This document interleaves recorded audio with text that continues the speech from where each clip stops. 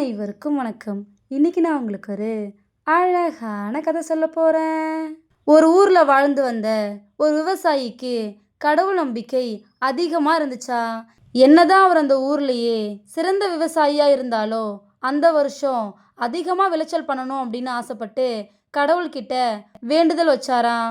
கடவுளும் அவரோட முன்னாடி வந்து உனக்கு என்ன வேணும் அப்படின்னு கேட்டாராம். அதுக்கு அந்த விவசாயி, இந்த டைம் எந்த புயல் காத்தும் இல்லாம அளவான மழையும் அளவான சூரிய வெளிச்சத்தையும் கொடுத்தீங்கன்னா இந்த கிராமத்திலேயே நான் அதிகமான விளைச்சலை பண்ணி காட்டுவேன். அதுக்கு நீங்க தான் எனக்கு உதவி பண்ணணும் அப்படின்னு கேட்டாராம். கடவுளும் நீ கேட்டதை அப்படியே நான் உனக்கு கொடுக்குறேன் அப்படின்னு சத்தியம் பண்ணி கொடுத்தாராம்.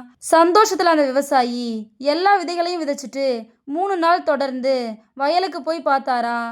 கரெக்டான டைம்ல மழையும் கரெக்டான டைம்ல வெயிலும் இவர் கேட்ட மாதிரியே வந்துட்டு இருந்துச்சாம்.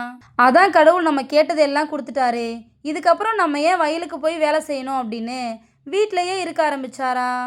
அறுவடை நாளுக்காக ரொம்ப ஆர்வமா காத்துட்டு இருந்தாராம். ஃபைனலா ஒரு நாள் அந்த நாளும் வந்துச்சாம். அன்னைக்கு எல்லாரோட விளைச்சலும் ரொம்ப நல்லா இருந்துச்சாம். இவரோட வயல் மட்டும் பார்க்கவே ரொம்ப மோசமான நிலைமையில இருந்துச்சாம். மனசுடைஞ்ச அந்த விவசாயி அந்த கடவுள்கிட்ட போய் எனக்கு ஏன் இப்படி பண்ணீங்க அப்படின்னு கேட்டாராம். அதுக்கு கடவுள், நீ கேட்ட எல்லாத்தையும் நான் கொடுத்ததுனால நீ ஒரு விஷயத்த மறந்துட்ட. உன் செடிகளை பூச்சிகள் கிட்ட இருந்து பாதுகாக்க வேண்டியது உன் கடமை. சரியான டைம்ல களைகளை பிடுங்க வேண்டியது உன் கடமை. இந்த மாதிரி உன்னோட கடமைகளை நீ செய்யாம விட்டதுனால தான் உன்னோட வயல் இப்படி ஆச்சு அப்படின்னு சொன்னாராம். அப்பதான் அந்த விவசாயிக்கு தான் பண்ண தப்பு புரிஞ்சுதான். இதோட இந்த கதை முடிஞ்சிருச்சு. கடவுளே நமக்கு உதவி பண்ணணும் அப்படின்னு நினைச்சாலும் நம்மளோட உழைப்பு அங்கே இல்லைன்னா எந்த ரிசல்ட்டும் வராது.